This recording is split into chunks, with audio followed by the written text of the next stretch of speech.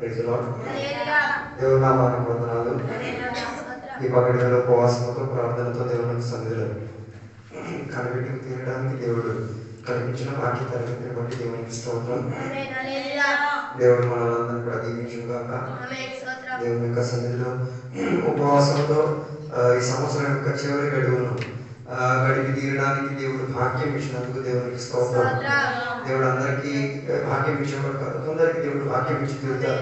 ఆ భాగ్యాన్ని సద్వినియోగపరిచి తీరడానికి కృపావాత్సల్య దేవుడు దయచేసినందుకు దేవునికి స్తోత్రం. బైబిల్ గ్రంథం నుంచి కొన్ని వాక్యాలు మనం చదువుతాం. కీర్తనాలు 85వ అధ్యాయం, కీర్తనాలు 85వ 6వ వచనం, హబక్కూకు గ్రంథం 3వ అధ్యాయం 2వ వచనం, యెషయా గ్రంథం 57వ అధ్యాయం 15వ వచనం, అపోస్తల క్రియ 3:19 4వ వచనం చదవండి. ముందు కీర్తనాలు 85:6. యెహోవా నీ కరుణాతిశయములను జ్ఞాపకము చేసుకొనుము, నీ కృపాతిశయములను జ్ఞాపకము చేసుకొనుము. హబక్కూకు గ్రంథం 3వ అధ్యాయం 2వ వచనం.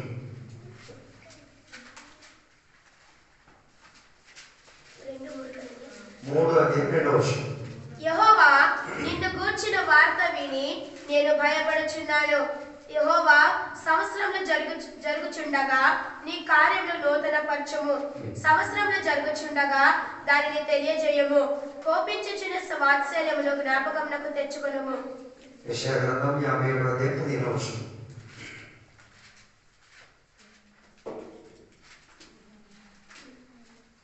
మహాగణుడును మహోన్నతుడును పరిశుద్ధుడును నిత్య నివాసియునైన వాడు ఇలాగ సెలవిచ్చుచున్నాడు. నేను మహోన్నతమైన పరిశుద్ధ స్థలములో నివసించువాడను. ఆయనను వినయము గల వారి ప్రాణమును ఉజ్జీవింప చేయుటకును, నలిగిన వారి ప్రాణమును ఉజ్జీవింప చేయుటకును, వినయము గల వారి యొద్దకు దీన మనసు గలవారి యొద్దకు నివసించుచున్నాను. అపోస్తలుల కార్యం 3:19. ప్రభువు సముఖము నుండి విశ్రాంతి కాలములు వచ్చినట్లును, మీ కొరకు నియమించిన క్రీస్తు యేసును ఆయన పంపునట్లును, మీ పాపములు తుడిచివేయబడు నిమిత్తము మారు మనసు నొంది తిరుగుడి. ఈ చదివిన 4 వాక్యాల్లో ఒక విషయమే ప్రాధాన్యతగా అక్కడ చెప్పబడుతున్నది. అక్కడ చదివినప్పుడు మనం చూడగలిగేది మనల్ని పునర్జీవపరచమని, రివైవ్ us back again. మరలా ఒకసారి మమ్మల్ని ఏం చేయాలి? పునర్జీవపరచుము.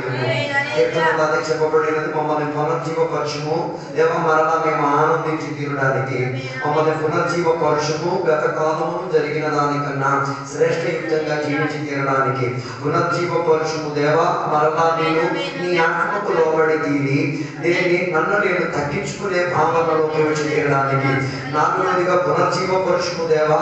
తాకి నేనేం చేయొచ్చు? మరలా నీ సాన్నిధ్యతలో మారు మనసు పొందుకు తీరేందుగా దేవుని యొక్క సన్నిధిలో విజ్ఞాపన చేస్తున్నట్టుగా 4 వాక్యాలు మనల్ని సూచించి తీరుతున్నది.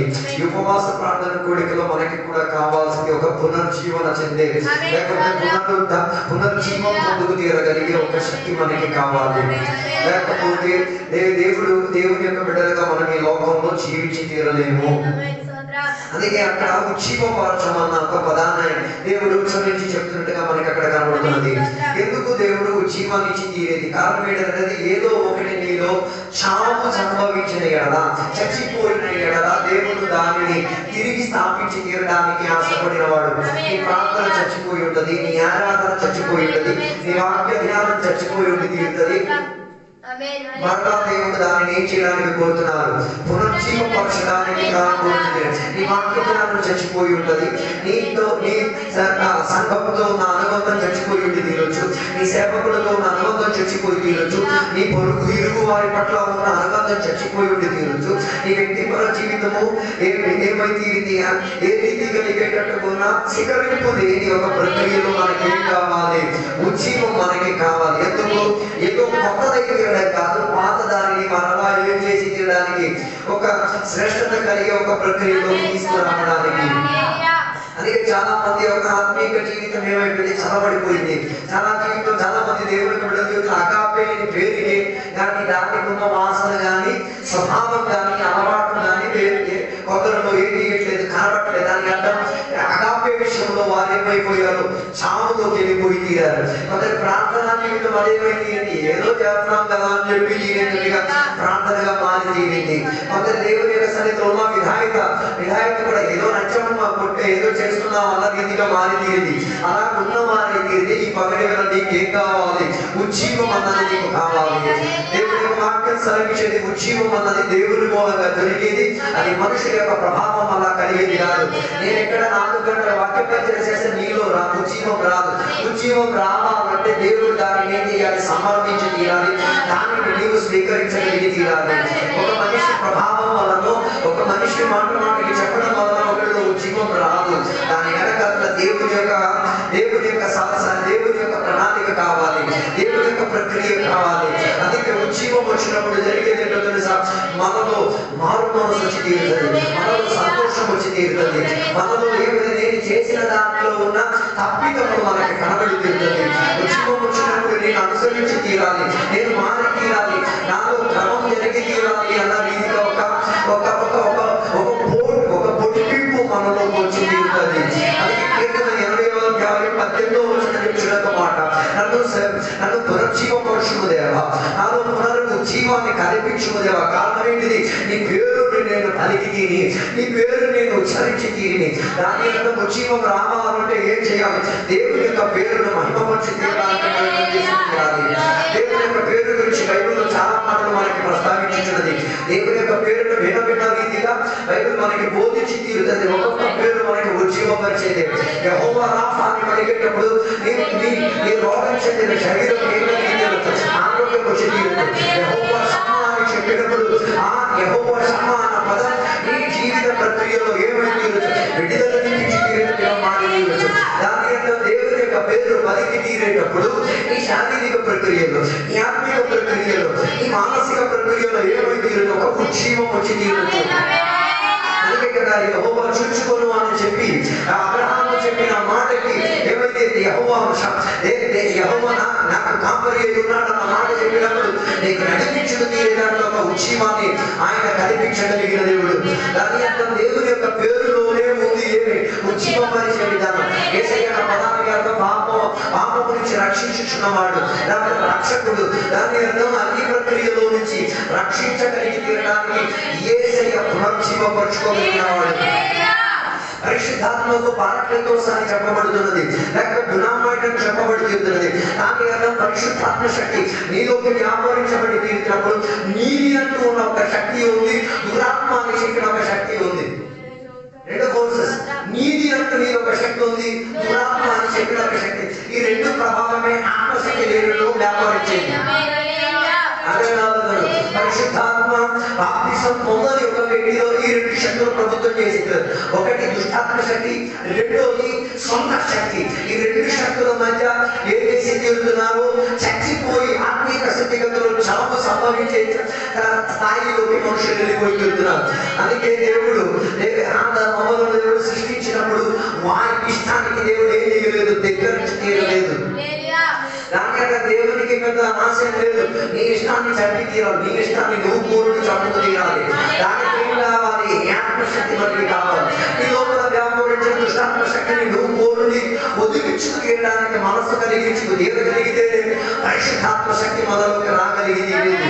అలాగే పగటి వేళ దేవుని బిడ్డలారా ఒక ఉజ్జీవం కల్పించే ప్రక్రియ ఏమై తీరాలి, మనలో మనకు ప్రవహింపబడి తీరాలి. అది కేవలం దేవుని యొక్క నామము ద్వారా జరిగి తీరేది. అందుకే దేవుని యొక్క బిడ్డలు ఆయన నామాన్ని గణపరచుకు తీరడానికి ఏం చేయాలి, ప్రయత్నం చేసుకు తీరాలి. బైబిల్ గ్రంథంలో దేవునికి యేసయ్య దేవుని యొక్క పేరుకి భాషాంతరం ఎన్నో లక్షల పేరులతో రాయబడి ఉన్నది. ఆ రీతి కలిగి బైబిల్లో ఒక పదం నాకు బాగా నచ్చింది, యెషూరులో ఉన్న దేవుడు. యెషూరులో విడుదలను కల్పించుకోగలిగింది. ఒక నగరం పేరుని ఆధారం చేసుకుని కూడా దేవుడిని ఏం చేశారు, కనపరిచినట్టుగా. కానీ నగరాన్ని కూడా ఉజ్జీవపరిచింది. శరీరాన్ని మాత్రం కాదు, వ్యక్తిని మాత్రం కాదు, సంఘాన్ని మాత్రం కాదు, ఊరిని కూడా ఏడు దేవుడు ఉజ్జీవం కలిసి తీయవచ్చు. అలాగైతే మనం పోల్చుకుని తీరాలి, ఉజ్జీవిత నాలో వచ్చి తీరాలి. దేవుడు దేవుడు సృష్టించినప్పుడు దేవుడు తన లోపల ఒక జీవం ఇచ్చింది కాబట్టి అప్పటి వరకు మట్టి ముద్దగా ఉన్న ఒక రూపం ఏమైతే నడిచి సంచరించి మాట్లాడి చూచి హృదయ స్పందన కలిగి తీరేటట్టుగా ఒక జీవపు శక్తి వ్యాపరించబడింది. దాని అర్థం దేవుడు గాని ఆదాము లోపల జీవ శ్వాస ఓదలేకపోతే ఆయన లోపల ఏముండేది కాదు, జీవం ఉండేది కాదు. దాని అర్థం మీ పరటి వల్ల దేవుడి యొక్క సభ్యులారా దేవుడు నేటికి కూడా పరిశుద్ధాత్మ ద్వారా ఊదుతున్నాడు. పునరుద్ధరణ పొందుతున్న వాళ్ళు ఊదుకోవాలి. నువ్వు ఊదేస్తే సిగరెట్ ఊదినట్టే ఉంటది. దేవుడు ఊదాలి. దేవుడి యొక్క శ్వాస నేను తాకి తీరాలి. దేవుడి యొక్క స్పష్టత వచ్చి తీరాలి. అందుకే ఎప్పుడు ఆత్మలో ఏం చేయాలి, ఎండుబాటు కలిగి తీరాలి అని చెప్పేది. ఎందుకయ్యా మీరు ఆత్మశక్తిలో ఎంతగా బాప్తిసం పొంది దూకేది అని చెప్పారు. నా పిచ్చి నేను బయట చెప్పాడు మాట. ఆత్మలో ఆనందించువాడు ఆత్మలో ఏమైతే తీరుతున్నాడు, దేవుడితో సహవాసం చేసి తీరుతున్నాడు. అది నా పిచ్చి కాబట్టి నేను చేసి బాలసుబ్రహ్మణ్యం ఎందుకు పాట పడతాడు, ఆయన పిచ్చి కాబట్టి. సినిమా చేసినాడు ఎందుకంటే అలాగే పిచ్చి కాబట్టి. ఎవరి పిచ్చి పాట ఏం చేసి తీరుతుంది, ఆనందంలోకి నెట్టి తీరుతుంది. నా పిచ్చి పాట పాడే దాంట్లో కాదు, నా పిచ్చి ఏదో చేసే దాంట్లో కాదు, నా పిచ్చి నేను ఆత్మలో ఏమైనా దేవుడు ఊరుతున్నాడు. ఆయన జీవ శ్వాసలో నన్ను తాకి తీరుతున్నాడు. అందుకే సంఘానికి ఏం కావాలి, దేవుని జీవ శ్వాస కావాలి. ఆదాములో జీవ శ్వాస రాకపోతే ఆదాములో నుంచి ఎవరు రారు, హవ్వ బయటికి రాదు. అలాగే నీ లోపల జీవ శ్వాస రాలేకపోతే నీలో నుంచి దేవుడు కల్పించిన నీకు మేలు బయటికి రావు. శారీరకంగా ఉన్న మేలు బయటకు వస్తాయి. దాని వలన దేవుడికి కానీ సంఘానికి కానీ సమాజానికి కానీ నయా పైసా ఉపకారం ఉండదు. అందుకే ఏం కావాలి మన లోపల, దేవుడు ఊదిన దేవుడి యొక్క జీవ శ్వాస పరిశుద్ధాత్మగా ఏమైతే రావాలి మనలోకి రావాలి. ఏ పని చేసినా పరిశుద్ధాత్మ జీవ శ్వాస తాకిడిని అనుభవించేటట్టుగా చేయండి. అది మీరు అంటుతో వినా, అది మీరు కాలువ క్లీన్ చేసినా, అది మీరు బాత్రూమ్ క్లీన్ చేసినా, అది దేవుడి పని చేసి పెట్టినా, దేవుడి యొక్క పనిలో నీకు మనసు పుట్టట్లేదంటే దేవుడి జీవ శ్వాస నేను తాకలేదు. అబ్రహాం ఆదాము మీదకి దేవుడి యొక్క జీవ శ్వాస తాకేసరికి అప్పటి వరకు తోటలో ఏమి పని చేయాలో అర్థం కాని ఆదాము ఏమర్థమైంది, తోటని ఏ రీతిగా సేకరించాలి, తోటని ఏ రీతిగా తడిపి తీరాలి, తోటలో కూడా ఏమేమి పనులు చేసి పెట్టాలి, తోటని ఏ రీతిగా దేవుడి కొరకు ఆత్మల పరిచయం ఏ రీతిగా మార్చి తీరాలన్న ఆత్మిక పరిజ్ఞానం వచ్చింది.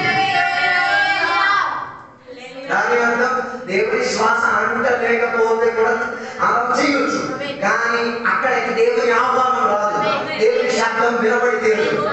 అందుకే ఒక విషయం తెలిసింది కదా, దురాత్మ నీలో ఉన్నా నీ సొంత శక్తి నీలో ప్రభుత్వం చేసిన దేవుని శబ్దం వినబడదు. దేవుడి నీ దగ్గరికి వచ్చినా నీకు తెలియదు. దేవునికి ఉన్న వేదికను తయారు చేసినట్టుగా నీకు ఏది పని చేయదు. అందుకే దేవుని యొక్క వాక్యం సెలవిచ్చింది, జీవ శ్వాస ఊదేసరికి ఆదాముకు అర్థమైంది ఎక్కడెక్కడ నేను దేవునికి ఏం చేయాలి, మెట్టెక్కించుకు తీరాలి.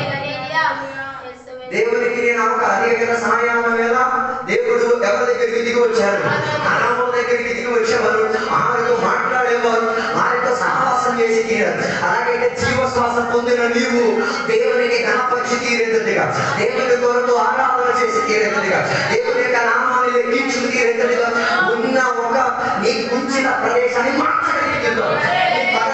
నీ కలిగేది అలాంటి ఒక మార్పిడి నీలో రాలేదా, కానీ యొక్క ఆత్మీయతలో చచ్చావు, ఆత్మలో చచ్చావు, నీ వ్యక్తిగత జీవితం ఏమవుతుంది, నీ ఆత్మను ఘనపరిచేందుకు మాట్లాడుతుంది. అదే ఈనాటి సంఘాలన్నింటిలో కూడా జరిగే ఉత్తునే పాటలు పాడతారు, ఉత్తునే సపట్లు కొడతారు, సాక్ష్యాలు కూడా ఉత్తునే చెప్తారు, ప్రార్థన విషయాలు కూడా ఉత్తునే చెప్తారు. దాని వల్ల ఏం జరగట్లేదు, దేవుని సాంద్రత దిగట్లేదు, దేవుడు ఉన్నాడు, దేవుడు దాన్ని మార్చగలుగుతాడు అనుకున్న నిరీక్షణ కూడా మనసులో రావట్లేదు, విశ్వాసం కూడా మనసులో ఏం దిగట్లేదు, రావట్లేదు. అందుకే తెలుసు తీరాలి, అది నీ సొంత శక్తితో చేసిన పనులు.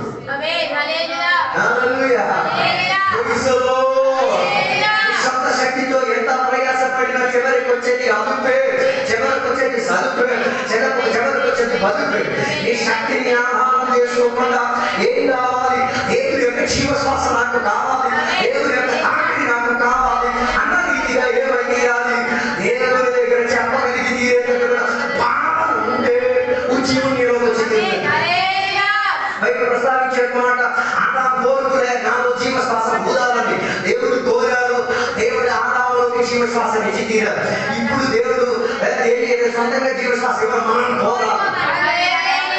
గణపతి ఆదామైన యేసయ్య తన శిష్యుడు నేరుగా ఊది పరిశుద్ధాత్మ పొందుగా కానీ చెప్పాడంటే ఇప్పుడు నువ్వు పోకపోతే పరిశుద్ధాత్మ శక్తి నీలోకి రాదు. అందుకే నేను ఎప్పుడు చెప్పే ఒక మాట, ఎప్పుడో 1947లో పరిశుద్ధాత్మ పొందాను కదా, ఈ పొద్దున పొందావా పొందలేకపోతే నిన్నటి సరుకులో నీ డ్యాన్సాలు చేసేది అర్థం కాలేదు. నిన్నటి అన్ని భాషలు ఈరోజు నాటకం అయితే పని జరగదు. అర్థం కావడం కష్టం ఉందంట. హలో సంఘటనలు ఈ భోగ సిద్ధాంతాలు కొన్ని బయటికి వచ్చేసాయి. అప్పుడు ఎప్పుడో పొందాను, అప్పుడు పొంది ఈ పొద్దున ఎవరు పొందుతున్నావు మళ్ళా నిన్న పాసిపోయినా నువ్వు తింటావేమే ఉంది. మా దేవుడు దానిని ఏం చేయరు, రక్షణ పెట్టాడు. శిష్యుల దగ్గరికి వచ్చి యోహాను 27వ అధ్యాయంలో శిష్యుల దగ్గరికి వచ్చి వారి ప్రయాసాన్ని చూసి వెంటనే వారికి ఏం చేశారో తెలుసా, చాపలు సిద్ధపరిచి వారికి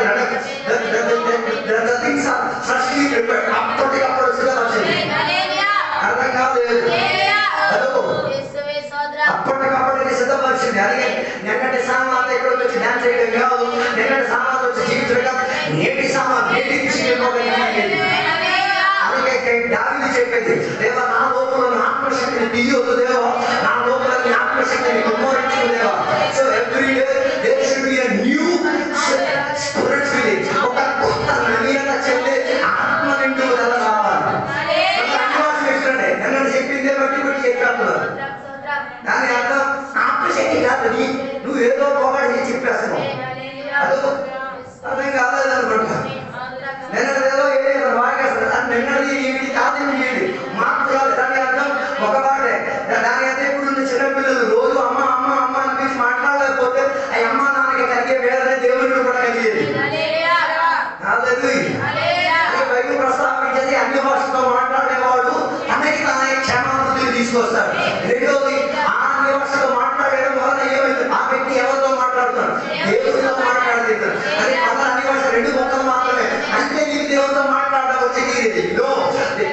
మీకు ఒక డౌట్ రావచ్చు, అన్ని భాషతో మాట్లాడేటప్పుడు ఏ భాష మాట్లాడదు, లోకంలో భాష మాట్లాడతారు. అర్థం కాదనుకుంటున్నాను. అన్ని భాషతో మాట్లాడే ఏదో పరలోక భాష కాదు, దానికి పరలోక భాషలో కూడా వ్యాఖ్యానం వచ్చొచ్చు. కానీ నీకు దొరికిన మొక్క ఎక్కడ భాష, భూమి ఉన్న భాష.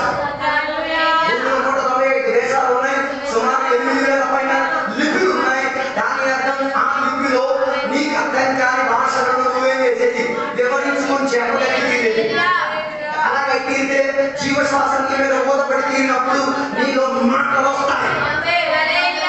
ఆరంభంలో వచ్చింది కదా, ఆరంభం భాష నేర్పించాడు, మీరు నేర్పించారా?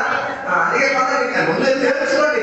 ఆనాడు దేవుడు ఊదిన వెంటనే ఏమొచ్చింది, దేవుడా ఆత్మరూపి దేవుని ఆరాధన చేయాలి, దేవుడితో మాట్లాడి తీరాలన్న బోధ పరిచయం వచ్చింది.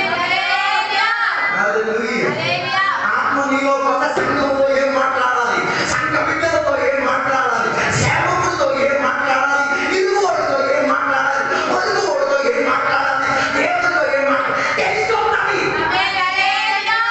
ఆత్మ రాలేదు, నీ శక్తితో నువ్వేదో గలగలగలగా మాట్లాడు. అర్థం కాలేదు.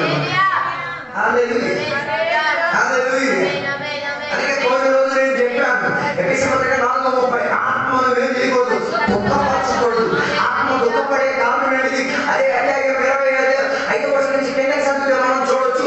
ఆత్మ దుఃఖపడడానికి కారణం ఏంటో తెలుసా, మన మాటలు ఆత్మకేం కలుగుతుంది, దేవుడు కలిగిస్తుంది.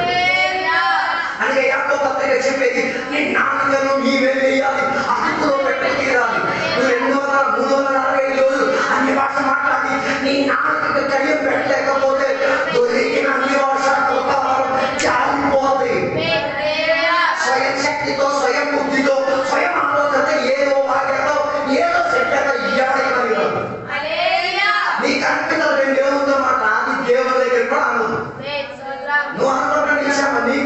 కాపాడాలంటే అప్పుడు నష్టం తీసుకొస్తుంది.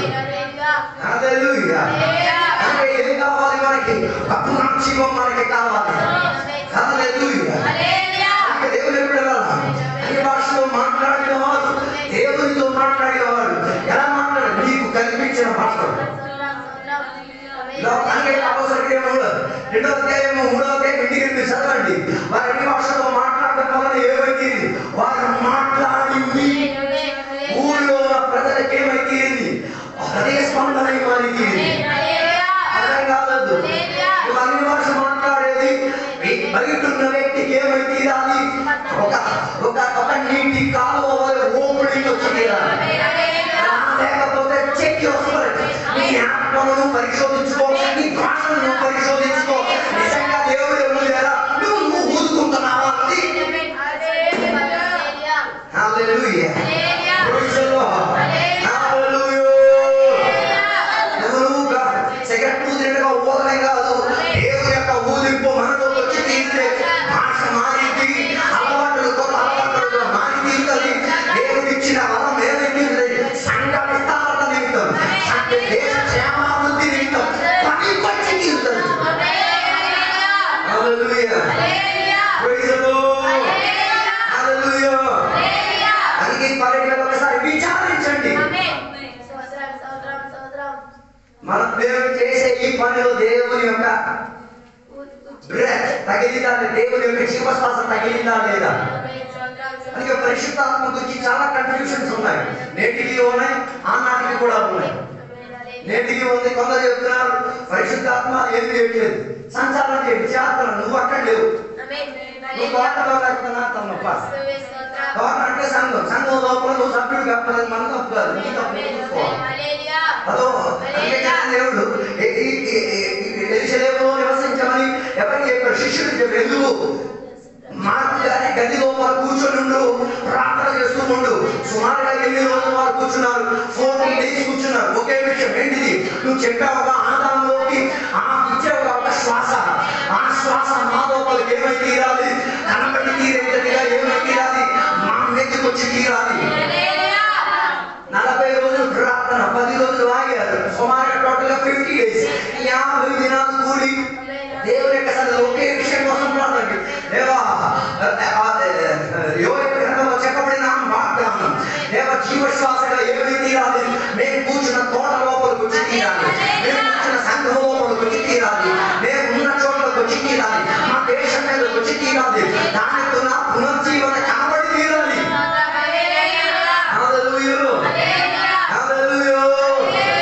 ఆత్మశక్తి వచ్చిన వెంటనే ఎంతమంది కూర్చున్నారు? 120 మంది కూర్చున్నారు. 120 మంది మీదకి కూడా ఏమొచ్చింది? అలాగే సంఘం లోపల అందరిలో ఆత్మశక్తితో అందరిలో వస్తుంది. ఓపెనింగ్ అంటే ఉంటాయి. తెల్లమాసం అన్ని తెలవగలిగితే అందరి మీద వస్తుంది. కొందరి మీదకి వచ్చి కొందరి మీద రావట్లేదంటే ప్రాబ్లం మీ దగ్గర ఉంది. అర్థం కాలేదు. అందరి మీద వచ్చింది బైబిల్ ప్రస్తావించింది. 120కి 120 పసిపిల్లలు ఉన్నారా? ముసలోళ్ళు ఉన్నారా? మీకు తెలియాలంటే పరలోకంగా తెలుసుకోండి. నాకంటే తెలియదు ఆ ప్రశ్నలు కానీ మీరు పరలోకంగా దీని గురించి జవాబు తెలియజేస్తుంది. పసిపిల్లలు ఉండొచ్చు, పాత్రగా శిశువు ఉండొచ్చు, ఎదిగిన పిల్లలు ఉండొచ్చు. యోగా గ్రంథం చెప్పిన ప్రవచనం ఉన్నదని అందరి మీద దేవుని యొక్క జీవ శక్తి వచ్చింది. అలాగే ఆత్మలు క్రియగా దిగి వచ్చింది. అందుకే అగ్ని నాటికగా వారి మీద ఏమై తీరింది? దిగి వచ్చిన ఫైర్ ఫ్రమ్ హెవెన్. పరలోకం నుంచి దిగి వచ్చిన అగ్ని, పరలోకం నుంచి దిగి వచ్చిన మంట ఎక్కడికి దిగి వచ్చింది? నాటిక మీద దిగి వచ్చింది. ఆ నాటికతో నీ శక్తిని ప్రదర్శనపరిచేవాడి వాటి మీదకి ఏమై తీరింది? ఆ అగ్ని వచ్చి తీరింది. అందుకే కొందరు ఒక 8 గంటల దేవుడి గురించి మాట్లాడాలంటే బెబ్బెబ్బే. 8 సంవత్సరాలు నేను దేవుడికి 20 సంవత్సరాలు బెబ్బెబ్బే. దేవుడికి నాకు 8 గంటలు చెప్పడానికి లేదు.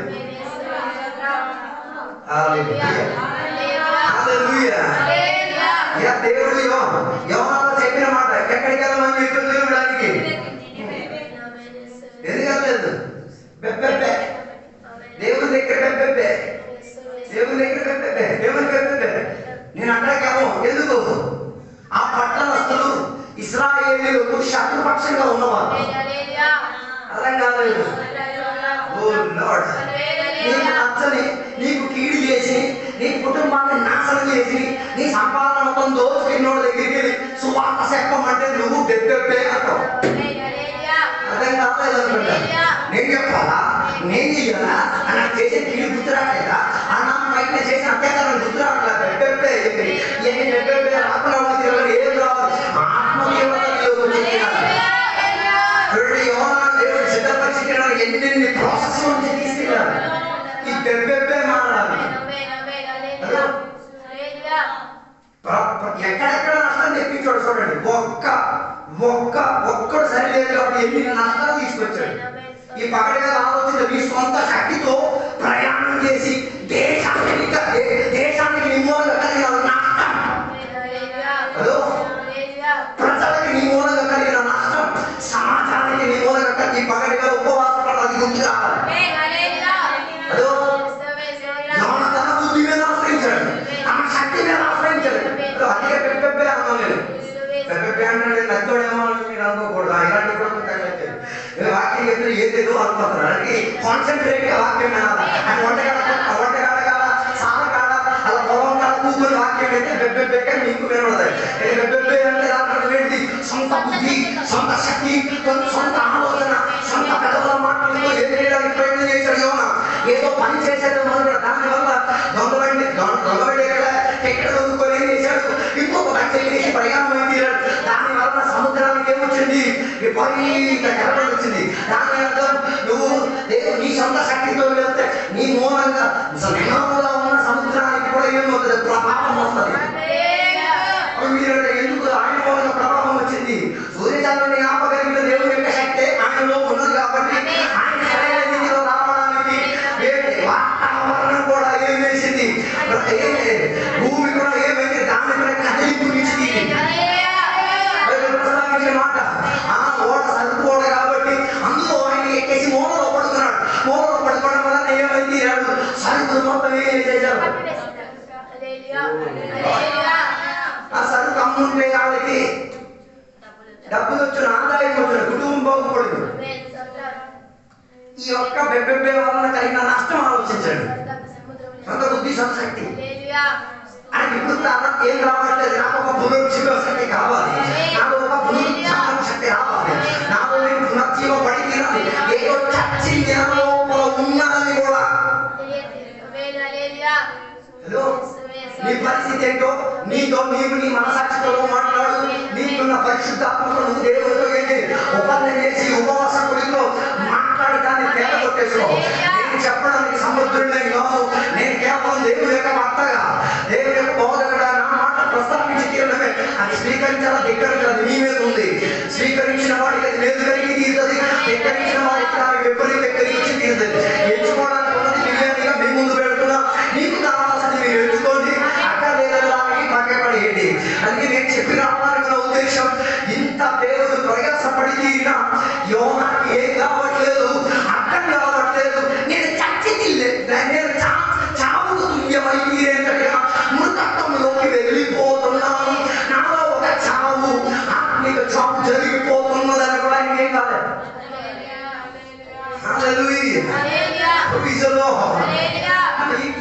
దీనికి ఒక ప్రత్యేకత ఉంది, స్వాభిమానానికి ఒక ప్రత్యేకత ఉంది, సొంత శక్తికి ఒక ప్రత్యేకత. ఏదో సాధించాలన్న ఫీలింగ్ వచ్చాడు, ఏదో నాలో ఉందన్న ఫీలింగ్ ఉంటుంది.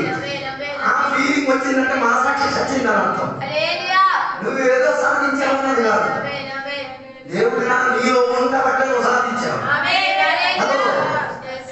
సొంత శక్తిలో వచ్చినప్పుడు మరి దేవుడు నాకు అక్కర్లేదు, నేనే అన్నింటినీ ఏం చేశాను, సాధించి తీరానన్న ఆ గుర్తింపు నీలోకి రావడం కలిగి వచ్చి తీరుతుంది. అందుకే నేను చెప్పిన ఉద్దేశం, యోనా వలన ఏమొచ్చింది, ఆ ప్రజలకి నాశ నష్టం వచ్చింది.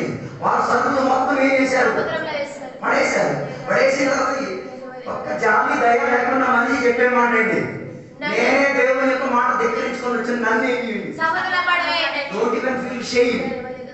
సిగ్గు కూడా అనిపించట్లేదు దేవుని వ్యతిరేకంగా తిరిగానని సాక్ష్యం చెప్పడానికి. సాక్ష్యం చెప్పే వాళ్ళని చూడండి, సిగ్గు లేక చెప్తున్నారు, ఏం చెప్తున్నాడు దేవుడికి తెలియాలి. సో థింక్, ఏం నీలో ఒక వ్యాపారం ఇచ్చింది దేవుని శక్తి కన్నా నీ సొంత శక్తి. హలో, అది చూసినప్పుడు వారి విన్న వాళ్ళకి భయం వచ్చింది కానీ వీడికి ఏం చేయాలి?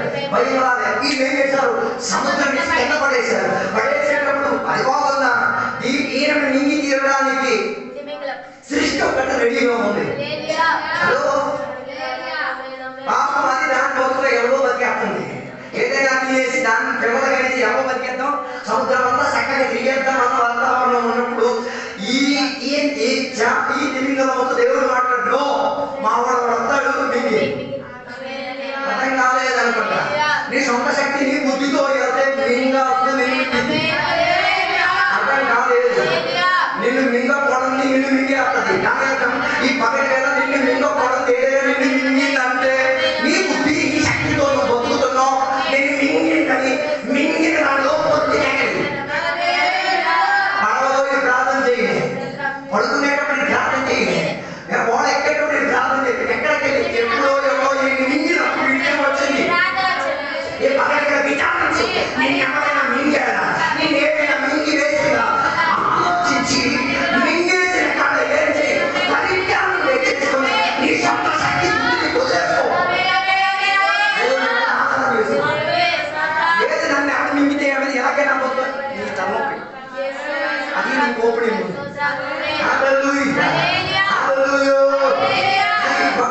చెప్పడానికి కోరిన మాట ఎవరు మింగేది? తిమింగలం ఎవరు మింగేది? 3 రోజులతో పాటు ఎక్కడున్నాడు? సుఖమంత్రాలేమో మింగేస్తే సుఖం కాదు, మింగేస్తే పరిస్థితి గందరగోళం. తిమింగలం అంటే మీకు సోఫా సెట్ ఉంటాం అనుకుంటున్నారా? తిమింగలంలో ఇడిచి ట్రైన్లో తిరిగితే మనకు వాంతులు ఆగట్లేదు, ఆటోలో ఎక్కితే వాంతులు ఆగట్లేదు. ఎంత స్పీడ్ 45 స్పీడ్ అలాగే తిరిగితే తిమింగలం వెళ్ళే స్పీడ్ 115 కిలోమీటర్ స్పీడ్ వెళ్తుంది. ఎలా తిప్పేసి ఉంటారు ఆలోచించండి. ఇక్కడ నేను చెప్పబోయేది ఏంటంటే ఆచి ఉచి అని వచ్చేస్తాయి. వీడి కక్కింది వీడు మింగాడు, వీడు కాసు చేసింది వీడు తిన్నాడు,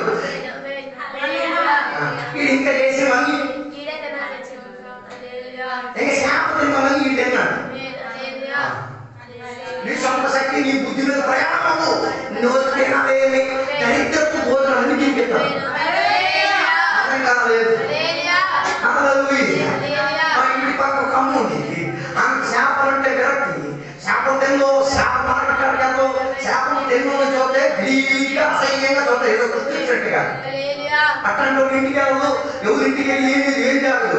అట్లాంటి ఆమె ఒకరోజు మార్కెట్లో వెళ్ళిందితో బాగానే ఉంది. ఈ మార్కెట్కి వెళ్ళే ఈ ప్రయాణంలో ఈ బీపీ దిగిపోయింది, తప్పనిపోయింది.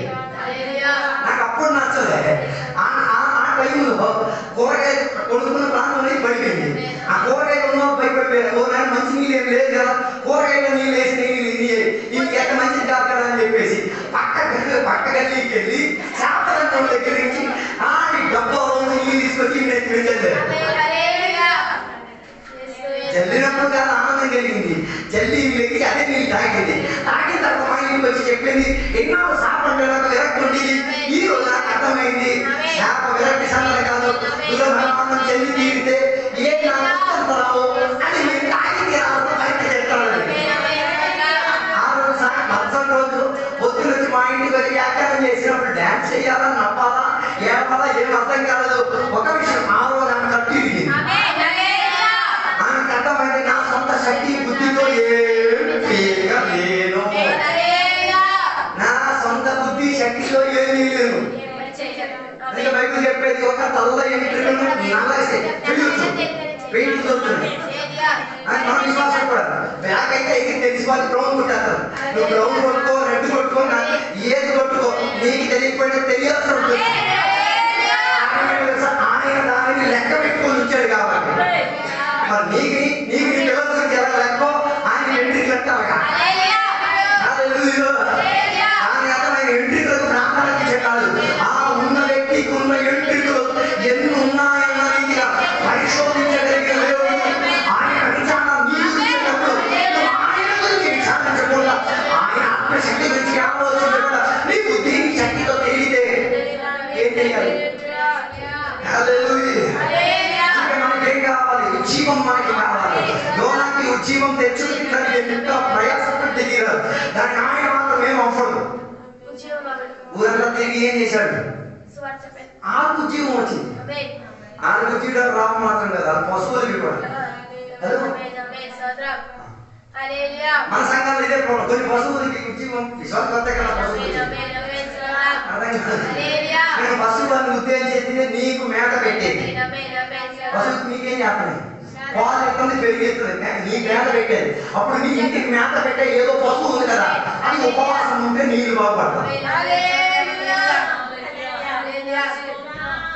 అండర్స్టాండింగ్ అయితే ఏం అడగలేదు, అండర్స్టాండింగ్ హలో అందుకే అందరికి ఏం ఆగట్లేదు, ఆ ఉపవాసం రావట్లేదు. అందుకే మనడు అదే ఏం లేదు, పర్వాలేదు ఆవు ఆవు ఒకరోజు దాని అసలు రూపం చూపిస్తుంది. చెప్తున్న మాట విశ్రాంతి దినమున ఒకడు ఎక్కడికి వెళ్ళాడు కదా, ఏ దేవుడు ఏం పీకుతాడే, ఏం పీకడం ఏం పీకడం. నువ్వు బతికే పని వెళ్ళిపోతావు. నీ పిల్లల పరిస్థితి ఆలోచించు. నువ్వు ఆమె బాగా తినట్టు బాగా తినట్టు అంటుంది, నీ పిల్లల పరిస్థితి ఆలోచించు. అదో చరిత్ర సరిదిద్దాలంటే ఎప్పుడే మానుకోవాల్సిన మానుకో, వదులుకోవాల్సిన వాటి వదులుకో, క్రమం చేసుకోవాల్సిన వాటిని క్రమపరచుకో. అలాగైతే నువ్వు చచ్చిన తర్వాత అభిమానంతో దేవుని పొందింటారు, అభిమానంతో దేవుని సేవించుకుంటారు, అభిమానంతో దేవుని అభిమానంతో దేవుని కనపరుచుకుంటారు. అందుకే మనకి ఏం కావాలి, పునర్జీవం కావాలి. అందుకే మనకి ఏం కావాలి, మనలను సజీవపరచుకునేవో, మన జీవితానికి బ్యాడ్ గదిలో తీసుకురాములేవో అని కోరాలి. అందుకే నా మాటలు రెండు నిమిషాలతో చివరి మాట యెషయా గ్రంథంలో ఒక మాట ఉంది, ఆ వాక్యం చదవాల్సిన అవసరం లేదు, నేను చెప్పుకెళ్ళిపోతా. యెషయా గ్రంథంలో ఒక మాట ఉంది, 29వ అధ్యాయం 10వ వచనం, వారి నోటితో దేవుని స్తుతిస్తున్నారు కానీ వారి హృదయం మాత్రం నాకే కాదు, అనుకూలమైనదిగా కాదు. వారి దేవుని దగ్గర ఉన్నట్టుగా ఉన్నట్టు చెప్తున్నారు కానీ దేవుడు వారికి దగ్గర ఉన్నట్టుగాను ఇది దేవునికి దగ్గర ఉన్నట్టుగా ఏ సాదృశ్యాలు కానీ ఏ భేదగతి కానీ ఏం చేయట్లేదు, కనబడట్లేదు. అట్లాంటివి ఏవైనా ఉంటే ఈ పక్కటి వేళ దేవుని యొక్క నామాన్ని ఘోషించుకొని చెప్పు, దేవా రిమెంబర్ మీ వన్స్ మోర్, నన్ను మరలా ఒక్కసారి ఏం చేయి తలుచుకు దేవా.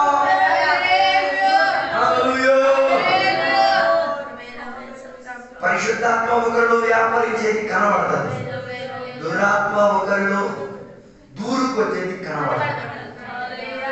అర్థం బాగా తెలుసుకోవాలి. పరిశుద్ధాత్మ ఒకరిలోకి దిగి వచ్చేది కనబడతాయి, వినబడతాయి, సూచనలు చూపిస్తాయి. కనబడతాయి, వినబడతాయి, సూచనలు చూపిస్తాయి. ఏమని?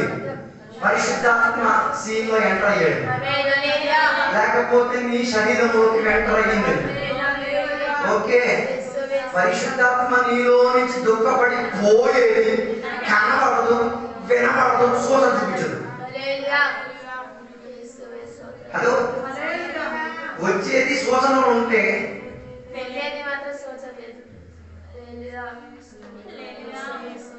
హలో వచ్చేదానికి సూచనలు ఉంటే పోయేదానికి ఏమో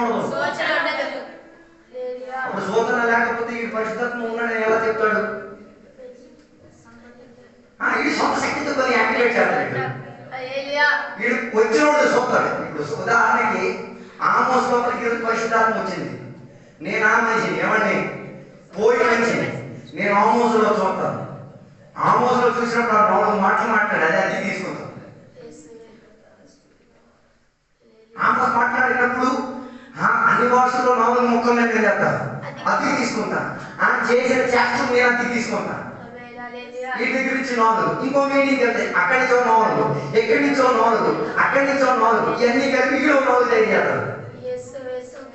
ఇవన్నీ దేని మూలంగా? సొంత శక్తి, సొంత బుద్ధి.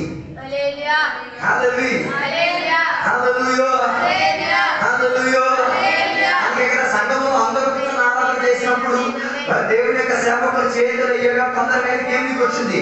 పరిశుద్ధాత్మ శక్తి కృపావరంగా దిగి వచ్చింది. ఇది చూసినప్పుడు ఇలాగే అతి వ్యాపారం చేసేవాడు ఉన్నాడు. సొంత బుద్ధి, సొంత శక్తితో ఏం చేసేవాడు? చేష్టం చేసేవాడు సంఘంలో ఉన్నాడు. వాళ్ళు బెల్లట్టు వచ్చి పొందుడు కలగలే, ఇచ్చినోడు ఎవరి మూలంగా వచ్చిన ఆడిగలదు. అయ్యా అయ్యా అయ్యా ఎట్టా ఇచ్చి హలో, పోతే వెళ్ళిపోతాయి. ఆత్మశక్తి నీలో పోతే అన్ని డబ్బుతో ఏం చేస్తావు?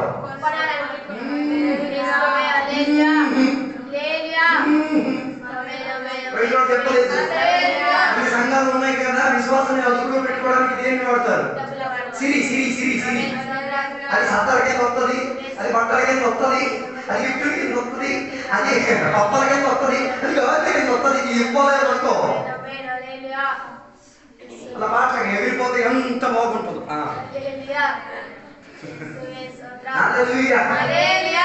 అది ఎక్కడ అందరూ చెప్పిన దేనికోసం అమ్ముడు పోయారట, బియ్యం బస్తా కోసం అమ్ముడు పోయారట, బట్టల కోసం అమ్ముడు పోయారట. చెప్పట్లేదు, చెప్పట్లేదు. సొంత బుద్ధితో సొంత శక్తితో ఎందరో ఇక్కడ ఉంచగలుగుతాం. ఒక ఆవునే వంచలే, మొన్న ఒక ఆవుని చూశాను, దాన్ని కట్టేసిన ఆ దూరాన్ని పీకేసింది. నేను అక్కడి నుంచి బయటికి పోతే మా దూరం పీకిందిరా, పక్క నుంచి మా మీద ఎక్కారు జాగ్రత్త కలరా, కొన్ని దూరం పీకే, కొన్ని దూరం పీకే. ఎందుకు? స్వబుద్ధి స్వశక్తి వస్తే ఉన్న కాలంలో దూరం మునిపోతే ఇప్పుడు దొస్తాకు బయటికి నీటి దూరం పీకొచ్చాడు. అదే కాలేదు అనుకుంటా. స్వబుద్ధి స్వశక్తి లోపల వచ్చేస్తే ఎక్కడ ఏమున్నా సుశాంత్ నాకు సాకలు అయితే ఇవ్వలేదు కదా, ఆ గ్యాంగ్ లాగేసి వెళ్ళిపా. స్వబుద్ధి స్వశక్తి నా కాడు ఏం చేయలే, గత ఎక్కువాలి కదా, లాగేసి వెళ్ళిపోతా. నైనా తెలుసుకో, ఆత్మశక్తి కాదది, స్వబుద్ధి స్వశక్తి. వెళ్ళినప్పుడు ఒక విశ్వాసి పాస్టర్ ఆ సంఘంలో ఏదో చర్చ వచ్చింది, ఏదో వాన వచ్చింది, అది ఎక్కడ నచ్చలే. 10 సంవత్సరాలు ఎక్కడికి వెళ్ళలేదు. మా నాన్న కూడా నాకు చెప్పలేదు ఏమని, మా నాన్న ఆయనతో మాట్లాడతారు. అక్కడికి వెళ్ళిన తర్వాత లోపల ఏదో ఒక ప్రేరేపణ, ఏంటిది అని నరకాలనుకున్న తలుపు తీసేసుకొని రెడీ అవుతున్నాడు. ఆడవాడి కుటుంబం రెడీ అయిపోతుంది. భార్య నేను చర్చికి పంపించాడు, పిల్లలతో ఉన్నారు, ఆడపిల్ల మంచి టీచరే చర్చికి పంపించాడు. అబ్బాయి కూడా ఉన్నాడు, సూపర్ మాట్లాడతాడు, సూపర్ అర్థమవుతాడు, చర్చికి పంపించాడు. ఆమె ఇంటి లోపల వదిలించేసుకొని కూర్చున్నది చూసినప్పుడు లేనప్పుడు నాకు ప్రేరణ కలిగింది. నాకు ఆయన ముఖం గుర్తు లేకపోయినా నేనేం చేశాను, మా నాన్న చెప్పిన కథ విని నేను ఆయన దగ్గరికి వెళ్ళి ఆయన ఇంటికి వెళ్ళినప్పుడు కూర్చోడానికి కుర్చీ ఇవ్వలేదు. తర్వాత ఆయన ఇవ్వలేదు, ఎవరో నేను అనుకుని ఎవరో విలేజ్ వెళ్ళిన మాట అనుకున్న కుర్చీ ఇవ్వలేదు. ఆయన దగ్గర ఎవరో నేను కూర్చోరా ఆయన నేను ఇవన్నీ తినడానికి నేను రాలే, ఏమీ లేని ఏమి లేకుండా కూడి తిన్నాను. నూనెలో మామూలుగా వేపేసి తినేసిన రోజు గుర్తుందా? ఎండి మిరపకాయలు బొగ్గులతో పడేసి తినేసిన రోజు గుర్తుందా? ఆ రోజు ఎప్పుడైనా ఈ రోజు ఉందా అని అడిగాడు. ఒక రూమ్ లో 40 మంది మా కుటుంబంలో తీసి పడుకున్న ఆ ప్రేమ నీకు గుర్తుందా? అడిగేసరికి మనోడు కంటి నుంచి నీళ్ళు రావడం, ఆ ప్రేమ ముందు ఈ గొడవ ఎంత పెద్ద విషయం.